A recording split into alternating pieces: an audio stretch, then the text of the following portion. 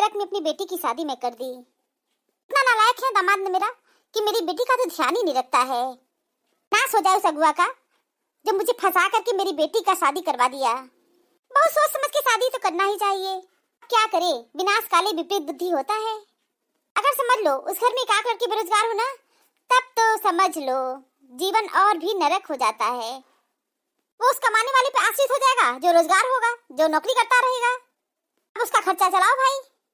कुछ लोग तो इतने जुगाड़ू होते हैं, एन केन करके अपना तीन तिकड़म करके अपना पूरा जीवन बिता ले जाते हैं। उनका सारा काम चकाचक होता है। हाँ, कुछ लोग भाग्यशाली होते हैं, बिना कुछ करे धरे सब कुछ मिल जाता है।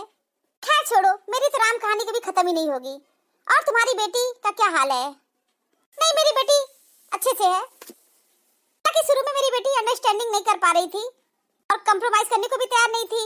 साल में रहना भी नहीं चाह रही थी। बहुत काम है, बहुत बिजी रहते हैं, दुनिया भर की उल्टी सीधी बातें मेरी बेटी भी कहती थी। फिर मैं अपनी बेटी को बहुत समझाई। मेरे दामाद के बारे में मुझे लोगों से जानकारी मिली तो पता चला मेरा दामाद तो बहुत ही अच्छा है, जिम्मेदार व्यक्ति है। मेरा दामाद अपनी जिम्मेदारियों को बहुत अच्छी प्रकार समझता है। मेरी बेटी सिर्फ ना अपने बारे में ही सोचती थी। ये नहीं हुआ, वो नहीं हुआ, ऐसे नहीं किए, वैसे नहीं किए। फिर मैं उसे समझाई कि देखो बेटा, कभी तुम अपने हस्बैंड के बारे में सोचती हो कि वो 5 बजे उठते हैं और फिर अपनी ऑफिस जाने के लिए निकल पड़ते हैं, रास्ते में धक्के चलते हैं, कभी उनको ऑटो मिला या नहीं मिला, फिर भी पैदल चले जा रहे हैं। ऑफिस में जाकर वो कितना काम करते हैं।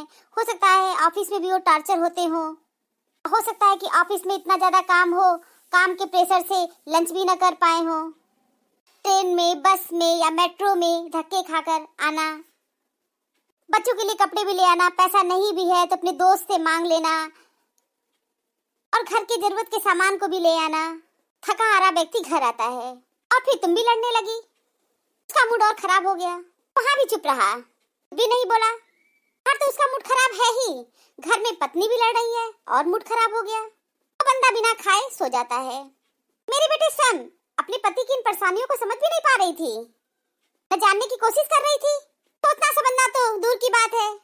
फिर मैं उसे बहुत समझाई। मैं उससे बोली कि तुम अपने पति को समझती हो, तो बहस करने लगी। बोली क्या समझे, मेरे पास भी बहुत काम रहता है, घर का काम रहता है, दिन भर बच्चों को देखना पड़ता है, सास ससुर का सुनना पड़ता है, पूरा दिन रात मेरा काम में ही तो कट जाता है। फिर मैं उसे बहुत अच्छी प्रकार समझाई, तब जाकर के मेरी बेटी को समझ में आया घर बाहर में बहुत अंतर होता है। ये नहीं कहती कि तुम आराम करती हो, तुम भी बहुत काम करती हो, बहुत जिम्मेदारी निभा रही हो, लेकिन अपने पति को भी समझने की कोशिश करो। हाँ, बात तो बिल्कुल सही कही।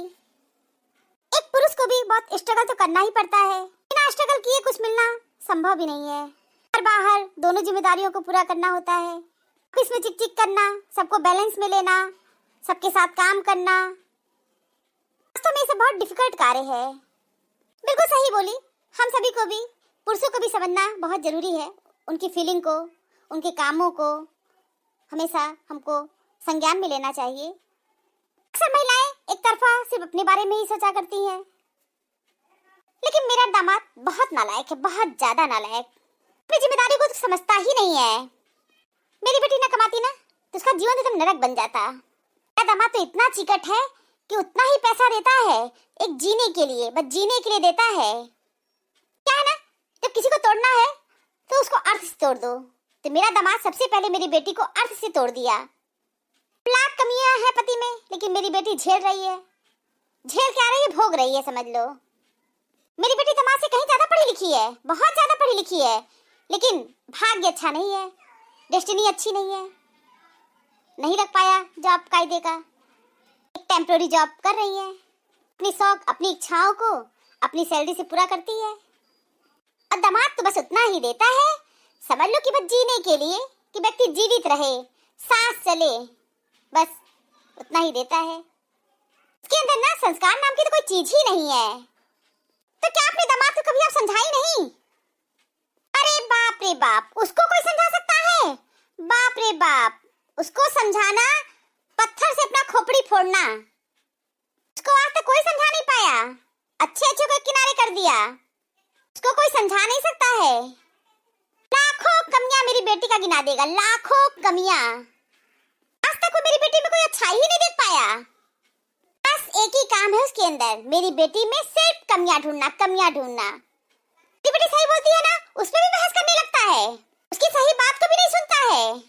ठीक है, सह रही है मेरी बेटी, सह रही है, हर चीज का एक अंत होता है। देखो क्या होता है जीवन में। कभी कभी सोचती हूँ कहीं मेरी बेटी का ही ना अंत हो जाए। अरे ऐसा मत सोचिए, अच्छा होगा। कुछ लोग को ना समय सुधार सकता है, समय समय जब सुधारेगा सुधारेगा। आज तो अच्छा नहीं हो रहा है ना, कल की झूठी उम्मीद लगाना तो बेकार ही है। ऐसे उनको तो शादी ही नहीं करनी चाहिए जो अपनी जिम्मेदारी न निभा सके। हो जाती है गलती, अब खोपड़ी पे हाथ रख के रो तो रहे हैं। आप कुछ भी कर लो, अगर जिसको कमियां ढूंढने की आदत पड़ जाती है वो सारी जिंदगी सिर्फ कमियां ही ढूंढता रहेगा। कोई अच्छाई तो नजर आएगा ही नहीं। शादी बहुत सोच समझ के करनी चाहिए। पता चलता है कि विचार ही नहीं मिल रहा है, अब विचार मिलाते मिलाते पूरी जिंदगी खत्म हो गई, अब विचार भी नहीं मिला। बेहतर है इन रिश्तों का टूट जाना। जिन रिश्तों से इंसान अगर टूट जाता हो ना, ऐसे रिश्तों को तो तोड़ ही देना चाहिए। लेकिन लोग लाचारी और बेबसी में जीवन भर रिश्तों को ढोते रहते हैं। मजबूरी है कि वो जाए तो जाए कहाँ, क्योंकि औरत का तो कोई घर ही नहीं होता है। पराई घर की हो, पराई घर से आई हो। इसलिए मैं समझती हूँ ना, लड़कियों की शादी में fridge, cooler, washing machine, 4 wheeler, दहेज, गाड़ी ये सब नहीं देना चाहिए, बल्कि जमीन का एक टुकड़ा देना चाहिए या एक घर बनवा के देना चाहिए। जहाँ मान लो रिश्ते अगर चल भी नहीं पाए, टूट जाते हैं, तो कम से कम अपने घर में तो आके वो रहेगी, और उस घर से उसको कोई नहीं निकाल सकता, और उसे कोई कहेगा भी नहीं कि इस घर से चली जाओ। सही बोली, हर औरत का अपना एक घर होना चाहिए। आप कुछ भी कर लो, जिसे कमियां ढूंढने की आदत होती है उसे आप कभी नहीं खुश कर पाओगे। बेहतर है उन रिश्तों का टूट जाना जिन रिश्तों में आप टूट रहे हो।